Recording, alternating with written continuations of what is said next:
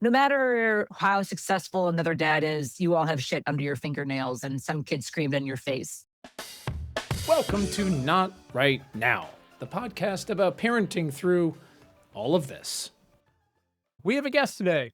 Kevin Maguire is dad-in-chief at the new Fatherhood. His writing has been featured in GQ, Esquire, Bloomberg, and more. And he's appeared on podcasts with Daniel Pink, Oliver Berkman, and Dr. Becky Kennedy. He's a former Googler, and he now works as an executive coach for CEOs, CMOs, and VPs at Fortune 500 companies such as Amazon, Netflix, and YouTube as they navigate the intersection of career and family, which is a fun journey. If only someone would make a podcast about it. Anyways, Kevin lives in Barcelona with his wife and his 2 children. This was a delightful conversation. I think Kevin and I could have talked quite a bit more. And hope you guys dig it. Kevin, hi, how are you? How are you doing? Congratulations on the book. Yeah, Very congrats. good. Thank you. Very Thank you exciting. very much. It's been it's been quite an ordeal, kind of getting it written, getting it out into the world. It's been an experience, that's for sure. I think there's a lot of people who've said, "Are you going to write another book?" And I think it's very much like the second child question, where you just go, "Why would I put myself through that again?" Sure. And Yeah. maybe in a few years I'll have blanked it all out and I'll think differently about it. But yeah, it's been a great experience. It's been just very relentless this year. Yeah, I think there's a lot of parallels between book writing and child having in that you have all these dreams about what it'll be like, and it is not what it'll be like necessarily. And you have to make of it what you will and find the meaning of it. And, But at the same time, you can't accidentally make a book because you had, like a night where you just needed to feel something, That's true. I remember what Dana and I we were at one premiere for something, and my kids now are 11, 12, 13, Kevin. And at one point, if you do the math, they were all very young at the same time, and she was pregnant with her third one. And someone looked at her at this premiere, and they go, "How? You already have a baby. Why are you having another baby?" And she's, "I don't know. And I have 2 babies, But this is exciting. I'm very happy for you. Kevin, fill us in, catch us up on how old your kids are right now. And Go you're ahead. not in the States. So tell us a little bit about what parenthood looks like right now for you this summer, what you guys are up to.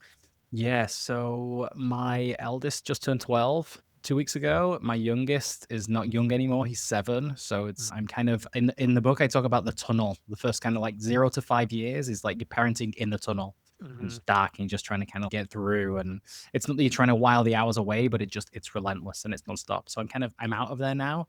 I am in Barcelona and it is very warm at the moment. We're about like 32 degrees Celsius, which in your money Ooh, is, I don't know, yeah. is that like 90? Is that 95? Something up around And there. if So kind Barcelona's of like, 32, then the Madrid's got to be 400. oh yeah, sure, yeah, completely. We've just been hit by this massive heat wave for the last 2 or 3 weeks. I think you're going through something in the US at the moment. It's like starting to pick up. Yeah. It's becoming quite clear All that this future they were warning us about for a while, we are now starting to live in it. Yeah, I don't want to hear it anymore, even though it's true. Enjoy this summer. It'll be the coolest one yet. And even if it's true, just shut up.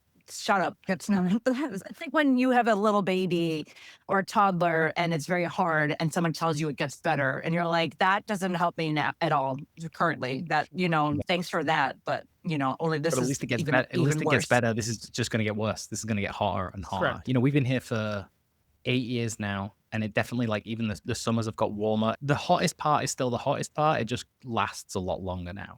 So normally, the general thing of in Mediterranean countries, they close for August. Everything shuts down. Shops shut down. People take holiday for 3 weeks in August. And now that, because August is unbearable. So now the kind of unbearable time is spreading out into July a little bit and into September. So we'll see how it goes. I have a friend from New Orleans, and she said a lot of women plan their pregnancies around making sure they're That's not smart. pregnant in the summertime. Yeah, so a lot of spring babies. But so we do, our kids are in various camps and things like that. What do your kids do over the summer over in Barcelona? So they broke up already. They broke up on the 19th of June, which is my daughter's birthday, and they're off for 11 weeks. So they're off from the 9th of June till the 7th of September, something like that. So it's quite full on. They have casals, which is like the Catalan version of summer camps, but they go for the day. They don't kind of like that kind of American thing that I grew up watching on TV, where kind of kids go away to summer camp and they go away for 3 weeks and the parents kind of can do whatever they want in that time. That doesn't really happen over here. So we Mhm. get, they go for a day. My son's going to do football camp, and then my daughter's going to do ceramics. So she'll do kind of like Oh, 3 hours of ceramics a day, and then come back and figure out what to do when she's back here. what part of town you guys live in? We're in Exemplar, which is kind of about a 15-minute walk from Sagrada Familia. So the Sure, Pope which is went past, done. which is, well, I it mean, isn't done. I mean, that was generally what was reported everywhere. mhm. It's as high as it's going to be. They've put the top Okay, spire on, but there is still an entire face that they have to finish. amazing. There is a battle going on because there are people who live opposite, and they're saying that they want to knock their houses down to be able to kind of build it the way they It's want to build incredible. it. I lived on the But beach there for 3 months 100 years ago, and I remember them being like, no, it's never going to be done. And you're like, it doesn't seem that way. And then when I saw the report, I was like, wow, that's crazy. They really got it together. yeah. Apparently not. So we had the Pope. The Pope kind of just went past this window about 2 weeks ago to come when he was in town, and we have the Tour de France coming through on Saturday as well. So it's all go at the moment for Barcelona. Our Wow. Chicago White Sox Pope, by the way, I know Personal him Pope. personally in that we Mhm. both cheer for the same baseball team and we claim him, but that's very exciting. The Pope who it sounds like many Catholics have said, or some conservatives are like, we're going to do a schism right now because he's too gay and liberal, like that same Pope. There was a schism today. He kicked people out today. It's incredible. Did Oh, he? Oh, yeah. yeah. It's fantastic. Good. Get him out of here. Don't need that. Drain the swamp, Um, Claire. Drain the swamp. Kevin, I don't know if you feel this way. I'm curious. I was just talking to another mom today about how parenting, the view of talking about parenting changes when your kids hit a certain age and you realize it's sort of less about you, even though feel, you're still the first person in your own life. But like when they start going off and having their own personalities and their own friends, and you're not really factoring into it, as you are when you're a hands-on caretaker.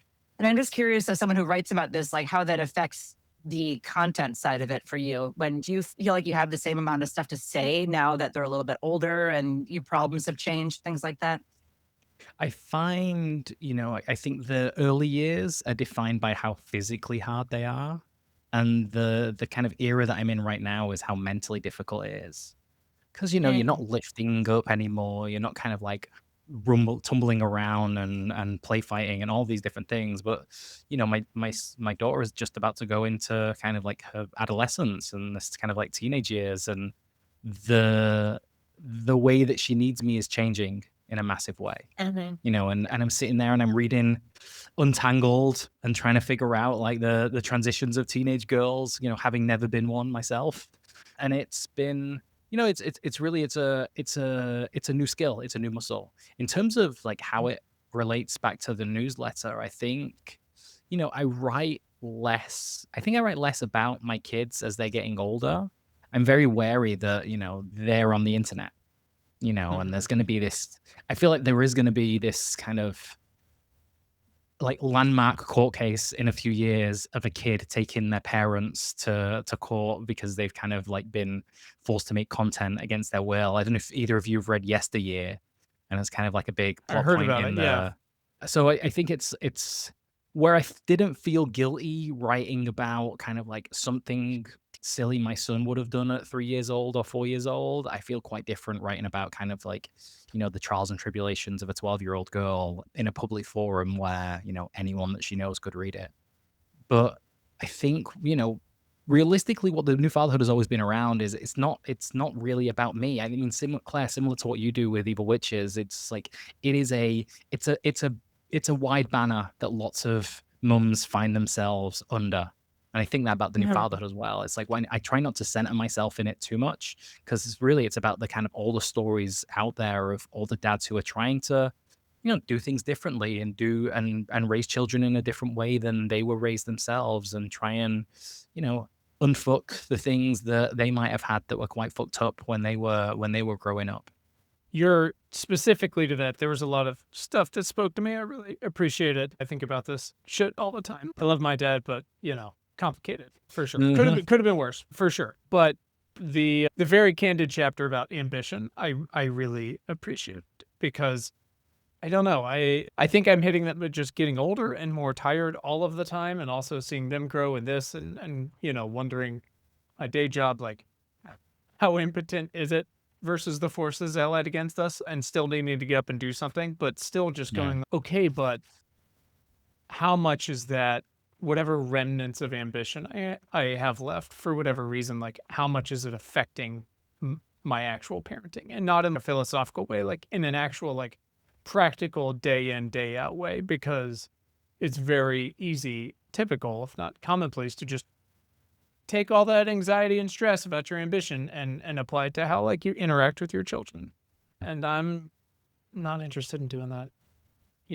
We're trying to figure out a different version of ambition. Yeah. I think, historically, you've only been allowed as a guy to be ambitious about your job and about your career and about your advancement and your trajectory and, all these words that kind of, seem much more akin to like building a catapult than building a life. And I think, it feels good to be ambitious about living a better life, like being a better dad, being more present for your children, kind of like being there in a way that maybe your dad wasn't there for you or wasn't around like when you were growing up. And it is a real reconfiguring when we base so much of our sense of self and identity around the work that we do. To start to unpick that, it's like it's a real hairball. And to get into it and really think, well, I want to be ambitious about, like when I coach people and there's something that comes up regularly and we talk about, it's like, it's okay to want to be ambitious about working less. But there is that kind of voice behind, that kind of like deep voice that says, well, hold on, you're just being lazy. And it's it's just, I'm trying to reconfigure my life where work isn't the center of it and everything else has to kind of like move and evolve to fit. Yeah. My point of life right now is I feel I have, as Quinn, I bring up a lot in this podcast, I don't have daughters, but I have a girl dad, and my dad was very proud of me, always told me I can do anything a boy can do, better than a boy. And, whenever I'd meet a colleague of his, they'd say, your dad just talks about you all the time, which is great. But now I'm at a stage of life where I'm raising two boys. So I work for boys, basically. I mean, I'm trying to raise them to be independent, but they're not there yet. And then my dad and parents are old and need caretaking. So now I feel I'm sort of like, why did you raise me up to do all this and to be so ambitious and to work hard when actually I'm just going back and serving and working? And I also am in the same place, just in a biological stage of life where I've worked really hard for my career and I'm tired. And I feel like I can't give anything up that I've worked for. And yet all I want to do is sit on the couch and watch baseball games and do crossword puzzles. And so there's a weird, it's a lot of guilt and a lot, and I know dads go through this too, but it is a weird thing when your dad is like, do everything, but also be a good mom, and being a good mom and being a good daughter means not doing everything. So Yeah. I don't know how you impart that upon your daughters. And you guys both have daughters who probably think you are an idiot at this time of life. Maybe not. Maybe they think you're a hero still. Coin's face. How's it going?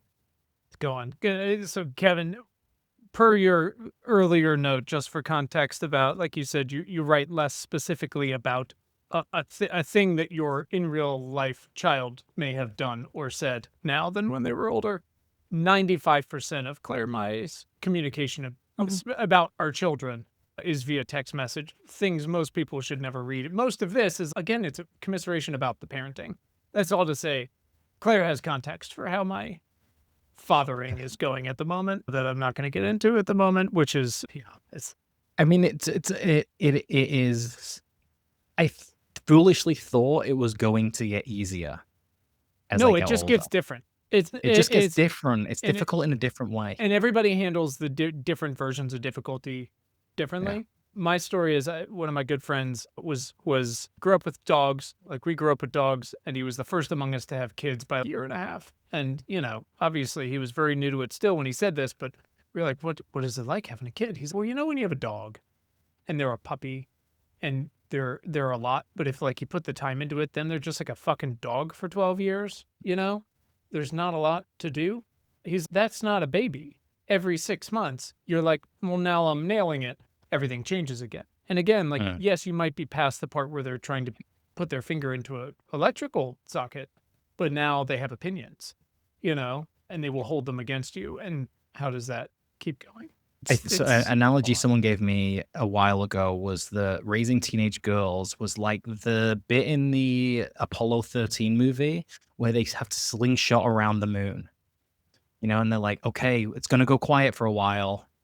And we don't, and we've all just got to be ready for it. And then we just got to hope that when we won't be able to talk to them for 9 minutes, and when they come out the other side, hopefully everything's going to be okay. And the And except that spaceship 9 is held minutes is together more by 6 years. squares plugged into circles, plugged into squares. Yes. Yeah. Great. Well, I was thinking about this because I was reading your different websites and platforms and and your newsletter, and I think a lot of it is geared towards men who are entering fatherhood. And I was thinking about how when Steve and I were expecting our first kid, we started writing notes about what kind of parents we wanted to be and things we wanted to do. Things like, we're not going to embarrass them. We are going to read to them. We are going to do this and we are going to do that. And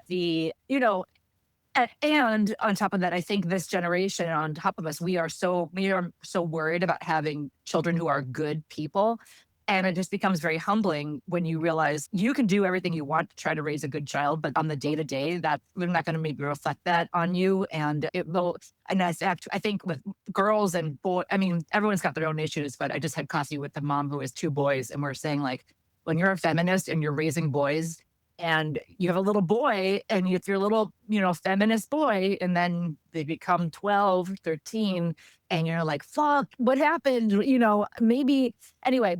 I'm curious, Kevin, how you talk to younger dads without bursting their bubble about you could put in all this work to raise good kids and good people, but also for a while they might just get thrown directly in your face, and they might be for a while be the opposite of what you're trying to do with these people. How do you give them hope, but also not make them think you're molding clay and that will be the result of your direct efforts?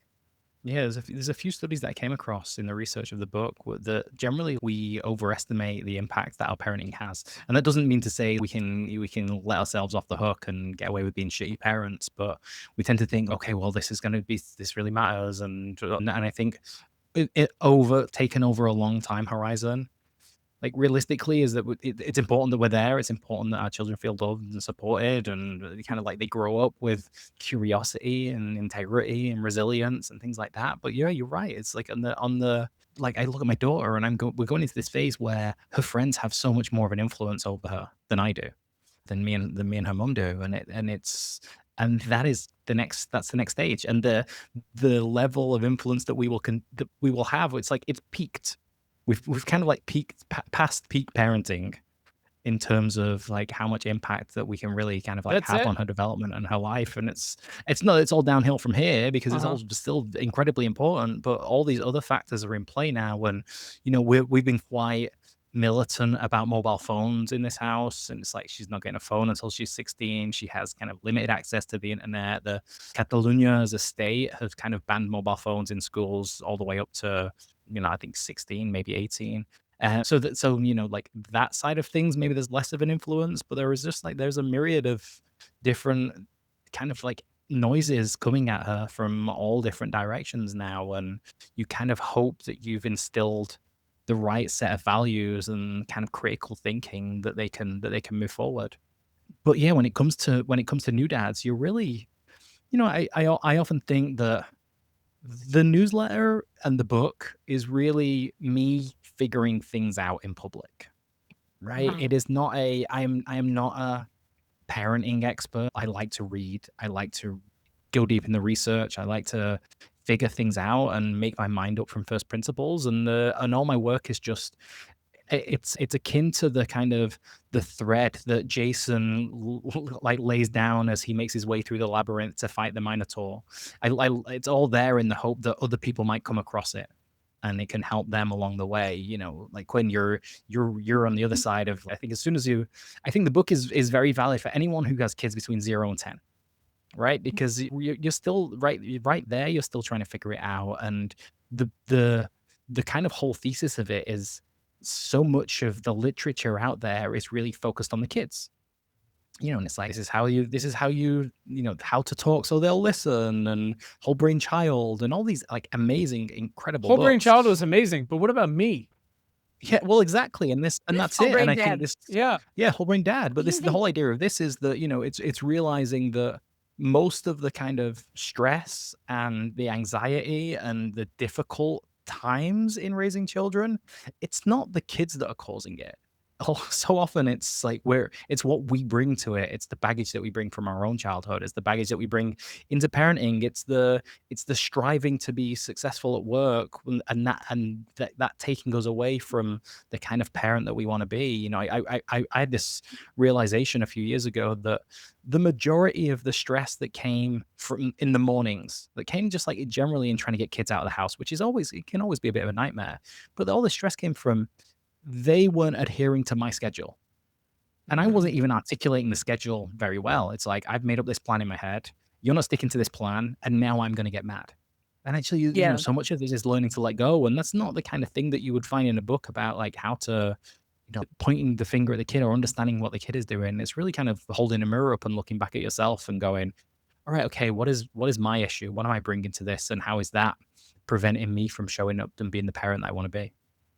Yeah. So I thought of this when I was yelling at my son at the end of Father's Day, and I said the words, "You're ruining Father's Day," because he was having a meltdown that required my husband to come upstairs and soothe him. And my parents used to say something like that to me, and I had always said, "I'll never say that." And I'm just curious if you guys have examples of times where you had something in the past, you said, "I'll never do that," or "I won't be like my dad," and then you're like, "Here it is," like it came out, or I understand now why he did that. I mean, I think that it would be a good task just to sit down and, like you said, you sat down and wrote all the things of the parent that you're going to be and how you're going to raise your kids. And I think we should all do that and then go back after 5 years and reread it and laugh ourselves to And laugh. sleep and laugh because, it's like they're not going to watch any screens until they're I 3. know. They're only going to play know. with wooden toys that have been crafted by Union labor. Norwegian, Yeah. like, and then it all changes. I think, for me, it's when I look back at my dad and I think about, I think I was very critical of my parents before I became a parent myself. My dad was 21. No, 20. Yeah, my dad was 22 when I was born, and my mom was 21. My mom had 3 children by the time she was 23. I realized that I watched my parents grow up in front of me in a way that enabled me to give them a lot more grace. Mhm. And I remember before my kids were born, I had this just list of I'm not going to do this. I'm not going to do all these things that they did wrong. And I think after my daughter was born, I saw a lot of the things that they were doing right, or I saw a lot of things that they were doing as good as they could in the Right. At circumstances like age that they had. 25, which is completely insane. Yes. Like at age 23, I couldn't look after myself, let alone 3 children. And my dad used to work away. We were a very working class family. My dad worked in construction. He went where the work was. So he would leave on a Monday morning and work away for a week and return back on a Friday. And my mum would have looked after 3 kids on her own for 5 days. And I think of when my wife and I we're fairly equal in terms of the parenting that we do. And, I go away for work for a week, and I come back and she's tired, and she goes away for a week and she comes back and I'm kind of exhausted. And I think, wow, my mom did that every single week, like with 3 kids under 3 years old. And Yeah. on the one hand, like I definitely had more energy reserves in my 20s that I would love to be able to tap into now. But at the same time, like the dumbest person alive for that period still, like I didn't start accumulating wisdom until like Wednesday. So, how to navigate that energy and use it in an appropriate way. Yeah. You just don't learn it until Yeah. later. I felt like I told Paul, my son, I was like, "Don't get a tattoo until you're 30." And he said, "Why?" And I said, "Because you're not done, your brain's not done growing till then. So you can't trust when you got your tattoo." How old were you when you got your cool melting Superman tattoo? Freshman year of college, so 18. Yeah. Yeah. And you love it now. The only And, reason, right, yeah, right. It's on my back, so I forget about it all the time. And then when someone sees it, I'm like, God damn, thank you. But I could just imagine being a lot more influenced, even though I still am very much more than I like to be by, my friends or external forces. I feel like I could only imagine in my 20s, I would care a lot more about what other people were up to and Oh, keeping up with them and competing and things like that. And I can't imagine doing that with kids, especially my younger one who lives to humble me, which, I always say it's good to be humbled and I hate it. Also, it's not fun.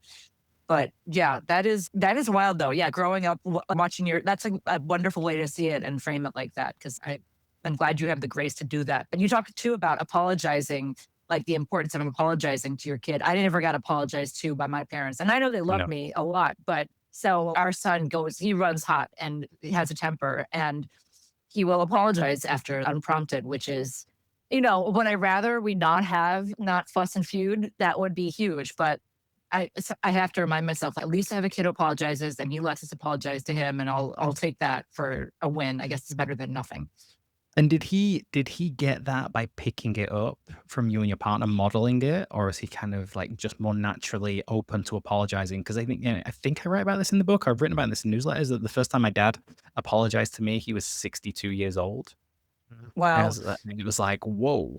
mm, Yeah.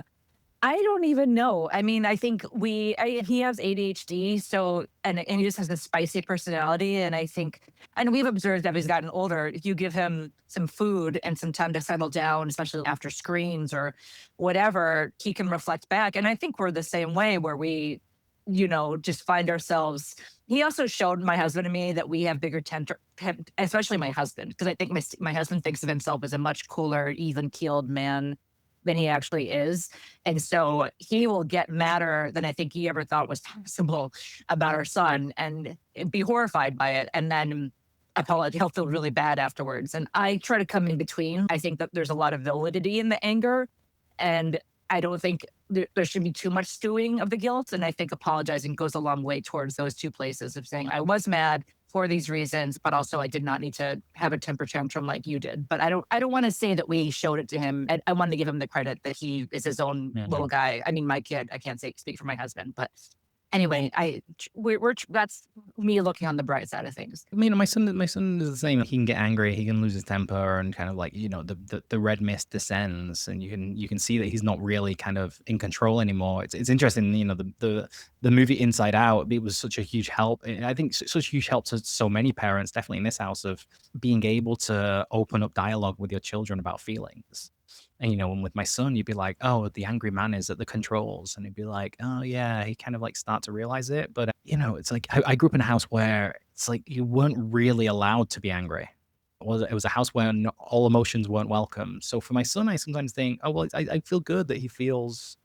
Like safe and able to kind of express all those feelings that he has. He just maybe doesn't have to express every single one of them all every the single day. time. I wanted to talk about something real quick because I asked Steve about this, so I feel like I did some reporting on it. But Kevin, you talk about postpartum depression and dads, something I, as a woman, and spent a lot of time thinking about. But I asked my husband about it, and he told me what it was like for him. Yeah, a bit of context is probably useful. It's when my son was born, so when my second was born, I went through a really rough patch and had no idea what it was.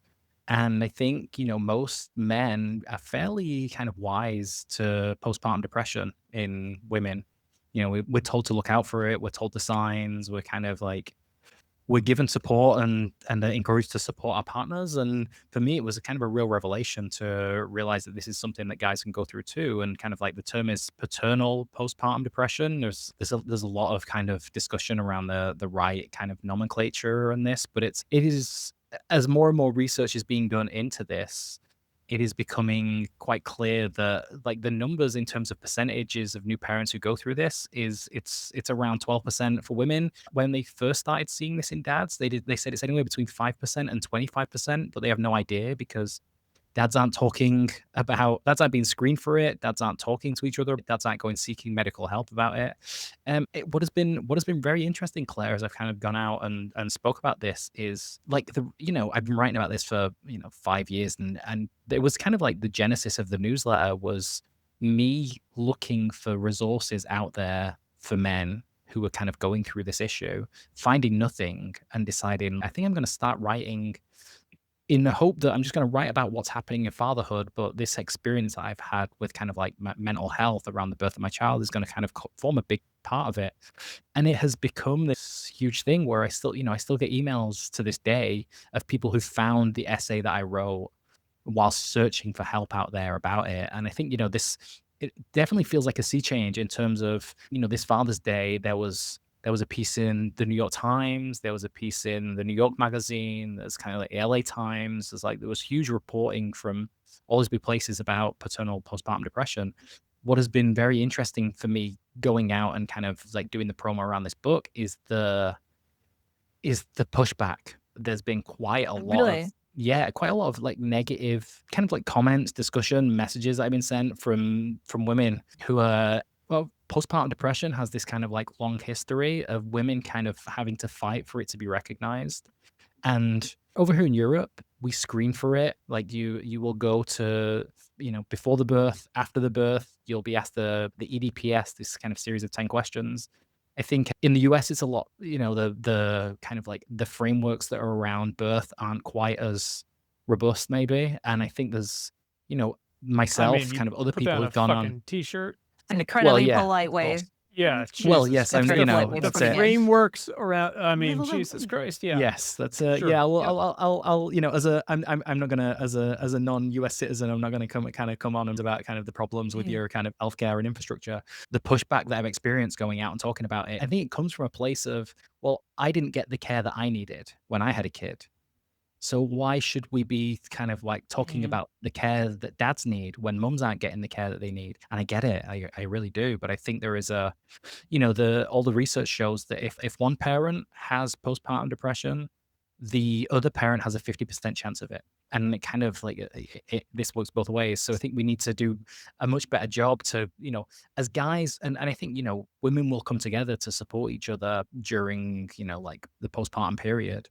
And guys will just go away and hide away and not talk about kind of anything that they're struggling with. So kind of a big part of the book, a big part of the newsletter is, do we normalize these conversations amongst men and have men more comfortable talking about their mental health? Now, sadly, the reaction that I've got and that other guys have gotten in going out and talking about this issue is worrying to me, because I think there are guys out there who will see this and go, oh, maybe I can't talk about this. I feel very lucky that when I turned around and started talking to my wife about it, she understood and she supported me and she said, we're going to get through this, and whatever we need to do, we'll get through this. But there are, based on the kind of like comments that I got and messages that I was getting for a few weeks there, it's like there are a lot of people out there that maybe aren't quite as supportive if guys are talking up about this issue. I understand both sides of it. I can imagine, or I know, I mean, even there's certain times of my own just life and living with men that sometimes I just react against men as a concept, and can see like, don't steal my thunder, as it would be. But also, like I said, I mentioned to my husband, I was like, did you feel a certain way after our first son was born? And he reflected and he talked about the mourning his prior life and also the guilt he felt because he did go back and work and he enjoyed his job. Also, it wasn't like he was working, like he was punching. So he would go out in the world and go back, socialize, and he'd come home and I would be furious, and whatever. And he felt guilty that, on my side of things. But I think it's really interesting that you experienced it with your second child. What did you learn or pick up about why you think this came up with your second kid after you had already gone through the transformation from non-parent to parent with your first? Yeah, I have I have three kind of interesting data points that I think contributed to it. One is it was a son. My first was a daughter, and this was a son, which kind of made me kind of like have to come to terms with a lot of the issues around my own relationship with my dad, which weren't really present when I had a daughter. So that would be the first one. The second one would be the fact that we had recently relocated to a different country and really didn't have a great community, didn't have a good support network. I was quite isolated. I was working for myself at that point. I kind of had left I'd left a job at Google and I was starting out on my own. So I didn't have those kind of networks of support around me. But the third was, I think, and a huge part of it was like, I took 6 months off as paternity leave. I was working for myself and I just said, this is the time that I'm going to take this time off. And I was incredibly present. And I think that what we're seeing, as we're seeing this become, more widely reported on, more widely kind of discussed amongst men, kind of cited as an issue, is because we're seeing men take a much more active role in those early weeks and months. And I think, Clay, you cite a great thing, which is true, which is with my daughter, I went back to work after 4 weeks, and it was, I remember coming back from work one day and saying to my wife and saying, "Oh, hey, oh," and I just came through the door and she just handed me the baby and said, "Oh, thank God you're home. Finally, I can have a shower." And I realized I'm like, oh wow, realistically, my life hasn't changed all that much from going from no babies to one baby. It's like I'm not sleeping as well. Sure, I'm like we don't have as much freedom as we used to have, but I'm getting up every morning. I'm leaving the house at 9 o'clock and I'm going away and I'm coming back at 6. And then when my son was born, I very, very quickly realized, like, oh wow, like being the parent who goes back to work, that's the easy job. Like that is the easy ticket out. Yeah, Yeah. so much. And I think, that so like a combination of those three factors. But I think, what we're seeing more and more is all of this data is coming out now of kind of increased paternity leave, but also, there's a recent report about college educated men are spending 8 hours less at work every week and 6 hours less every week at work and 4 hours more kind of childcare. And like all of these things contribute to the fact that, the struggles that so many women have been going through for the longest time is like when you, as a dad, when you are more present, when you are more active in those early months and weeks of raising children, then you're going to go through a lot of those like tough times too. Yeah. And also, I think, at least I felt this way, and maybe these dads like you go through this too, where, it's hammered on how important that time is and how precious it is and how we need more time with our babies. And for those of us who don't perhaps enjoy being thrust into this where, it takes all day to empty a dishwasher. And by the time it's empty, you're refilling it again. And you're like, I don't like this. And then feeling incorrect and feeling guilty about it. And you're like, Right. feeling like if I were doing this right, I would be enjoying this time and cuddling and bedtime and pajamas, instead of being like, I would love to be in a cubicle for 6 hours answering Yeah. emails. That would be my dream right now. But Quinn, did you go through that with any of your kids? And was it more acute with any of them in particular? No, they were all miserable. No, I fortunate and unfortunate. So a couple years Yeah. before we got married, before we had kids, I mean, so met my wife, Caribbean wedding. I flew away on a seaplane. We were doing long distance for like 10 months. And then, sort of out of nowhere, one of my best friends dies of cancer. And that was my depression and drinking and all that fun stuff. And I did the full Office Space movie, walked into my cubicle and was like, I don't think I want to do this anymore. And it was a great job. And so I flew across the country and moved in with her, who had, long distance dating, aka we met 7 times, and did that and was depressed in the Hollywood Hills of California and drank and did whatever. And then we got married. And a couple years later, after a bunch of IVF and miscarriages and going through that version of depressing activity around children, when we did finally have them, my wife had some serious postpartum depression, but I had kind of, I guess, gone. I don't know what the physiological explanation is. But I had gone through my versions of it enough that, one, I could see it coming. 2, I was drinking a lot less, which was helpful. 3, I think she just needed so much care because emergency C-sections. And again, with the infertility and the miscarriages and stuff, any baby was a revelation. But then having 3 in 3 years, mine was much more stress than it was anything else. And yeah, so that was my experience. No one particular kid around that, but different timeline, I guess.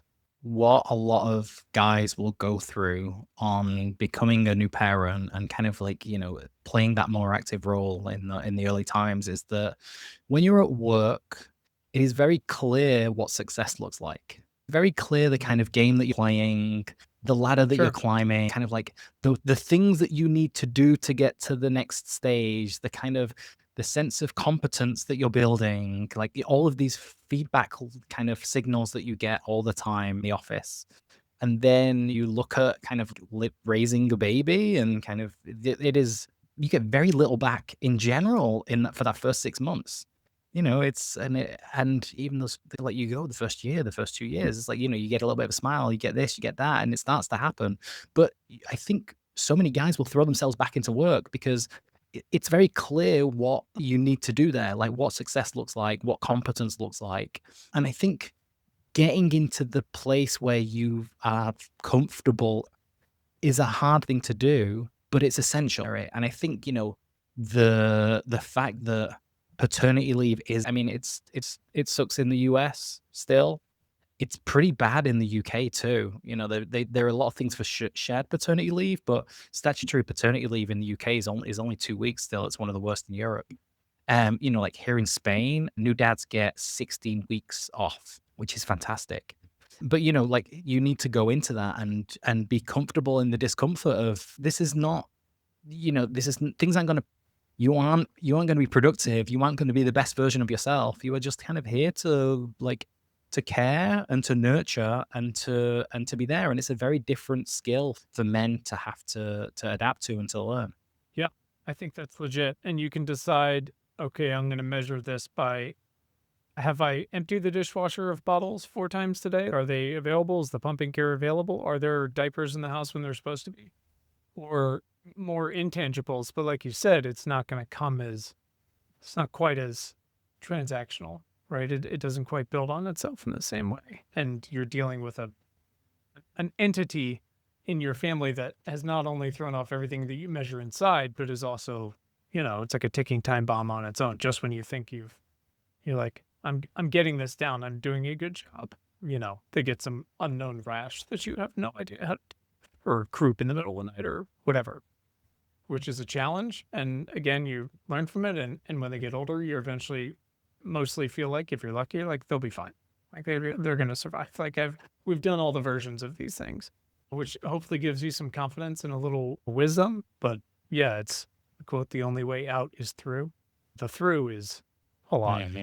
Kevin, something I really admire that you do is promote and enable dads to talk to each other and get together. My husband, on the one hand, I think being a dad has made him a more confident social person. He used to be a lot shyer. And I think becoming a father has made him, it's leveled things a lot with himself. No matter how successful another dad is, you all have shit under your fingernails and some kid screamed in your face. So he also would feel really guilty about going out with friends and stuff because, if he went on a business trip, he would come home and I'd be frazzled. But I would encourage him to, because first of all, I just want him to go out and get some stories, come home and bring me some news, give me something besides just the baby and things like that. And part of it would be to make me feel less guilty because I, without apology, would say, I'm going out with my friends. Bye. And I would say, can you go out with your friends so that I don't feel bad about this? And at any rate, I'm really happy that he's figured out and he calls it ironically the cool dads group that he gets together with in Evanston. And the point is that they're not cool. But I just think that's great that you encourage that. And you not only encourage it, you enable it with these Discord local groups and things like that. But talk a little bit about what kind of feedback you've heard from other dads about what that's done for them. Yeah, I mean, we got to like when the newsletter crossed 20,000 dads. So there's a paid membership for the newsletter, and the only thing that the paid membership gets access to is access to the community. Kind of like it puts money into a therapy fund. They give kind of like 10% of all the proceeds to help dads get therapy, and anyone can apply to get that. Then there's I call it the Dad Squad, the kind of like private Discord for dads. And we started to realize that there are more and more kind of like dads that were popping up in similar places. And it wasn't just, New York, London, San Francisco. It was just like, this like Denver, and it was, like Manchester, and it's like places like this where you realized that the newsletter got to the point where there was a critical mass of dads across the world that we could probably make this work. And the kind of core part, a huge kind of core part of what the new fatherhood always is it's around kind of dads supporting dads. So I threw up a map. I used a platform called Felt. I threw up a map and I said, hey, if you would like to meet dads that live near you, drop a pin in this map and your name, and I'll use this as a proxy. And kind of like about 5% of the people who subscribe to the newsletter clicked the map. And then I was able to kind of pick out 30 cities and say, okay, this is how we're going to start. And I created 30 WhatsApp groups and said, right, these are the things. And we called it Dada Days. The idea being like you can meet up. Sometimes you meet up with the kids and, go to a park on a Saturday and kind of give mom a break and get together. Sometimes we'll meet up without the kids and go for a drink. And yeah, it's been a really interesting social experiment, right? There's been some places where it's really kind of clicked. and it's it's like there are a bunch of dads that meet up in the South Bay in the Bay Area, and they kind of like they meet up once a month. And in Barcelona, we meet up regularly. In London, their dads meeting up, kind of like, and then there are places where I thought, oh, this is going to go great, and it hasn't gone great at all. And I think what I try to do with every city is I found a dadmin for each city, a local dad that was going to look after that city and rep it.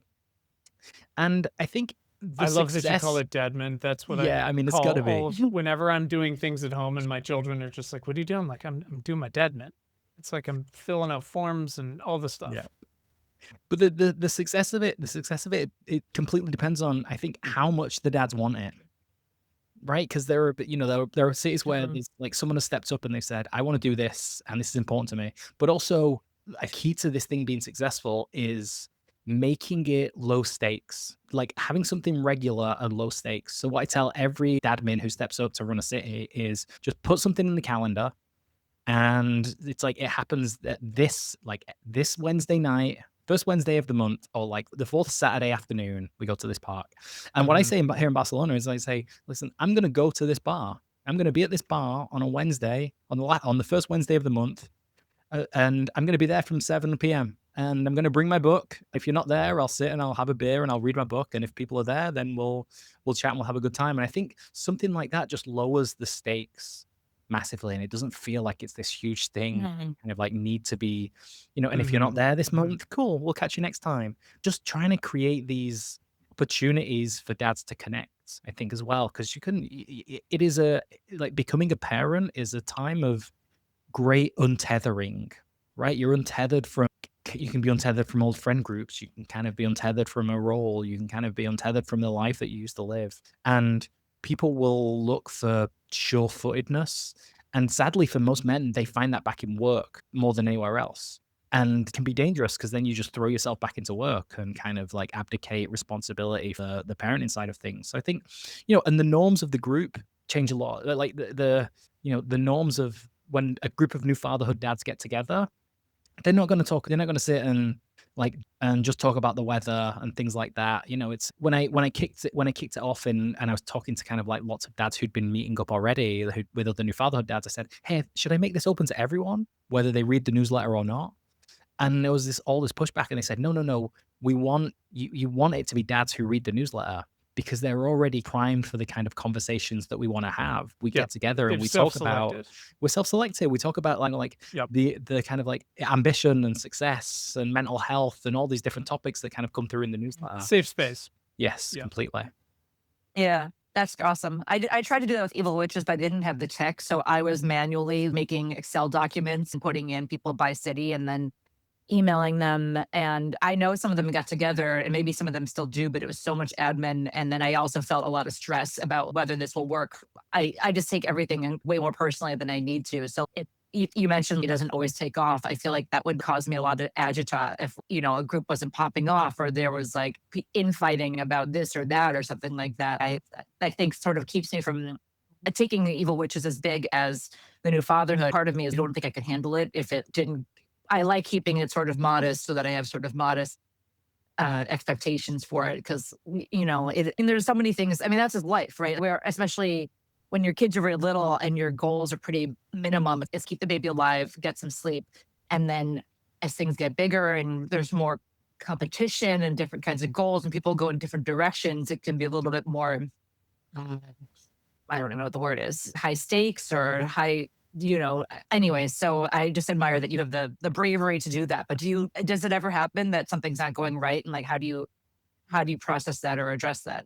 I mean, I think the not going right is the same, is exactly what you said, which is it hasn't clicked. So like Seattle is a great example. So Seattle and Amsterdam, two cities where I thought this will be great. There's a good number of dads there. Seattle, I learned that there is a thing called the Seattle freeze, which is just generally like it's hard to make friends in Seattle, because the kind of like the transition of tech people in and out of the city. So the people who've been there for a long time aren't really making new friends. The people who are kind of like coming in and not, maybe they're only going to be at Amazon or Microsoft for 2 years. So they're not kind of like investing in making friendships. So that's been tough. Somewhere like Amsterdam has been hard for a different reason. In Amsterdam, people like to plan 2 months in advance. You go, hey, I'm gonna, you wanna meet up next like in 2 weekends time? People are like, no, we're away. Da, da, da. The first time that we can do is, like September the 12th. So it's there's less drama. I was worried that I'd have to be moderating 30 different groups of dads and like da, da, da. But I think what happens is as soon as there's, people just disengage if they don't want to. I think with a group of guys, if they don't want to be part of something, they'll just kind of like step away. I do have in my head there's probably a better way of doing this than a WhatsApp group, but sadly, and maybe sitting down and the barriers to building something myself are lower than they've ever been. Like maybe it's a project that I'll sit and I'll take on. Maybe it's kind of, because there is a huge unmet need there. There's like Barcelona. There's 100 dads in the group in Barcelona now, and they're meeting up and they're getting coffees. And someone's like, I'm going to go do this. I'm going to do that, and this is great. There's probably a better way to do this. I joked with a friend of what we need is Grinder for dads. It's just, but instead of kind of like meeting in a random place to have sex with a stranger, you're just like meeting another dad for a coffee and to go for a walk around a playground. Talk about how tired you are. Yeah. Yeah, and talk about how tired you are. Ooh, Great. daddy. That's my grinder. Who's your daddy? Did you maybe with those other towns you should rebrand it as Sea Daddle or Amsterdam, and that will maybe help him take off. Where you been this whole time, Claire? There you go. That's you need more moms in the mix. I'll come in and punch it up for you. Speaking of motherhood, I gotta go be a good mom to the puppy who's been locked up for 2 hours now, and she probably is gonna eat her own shit. Perfect. Well, thank you guys. Really appreciate it. The book is fantastic. It's great. Kevin, is there anything else that we should make sure we mention or link to? I built a paternal postpartum assessment tool so that dads can check whether they kind of like check if they have the symptoms and that they should seek medical advice. So I'll definitely send the link for that because you can link that in the notes as well. Awesome. Well, thank you for doing so much for dads. We're trying to do better. We're all trying, but thank you for having me on. This is really great.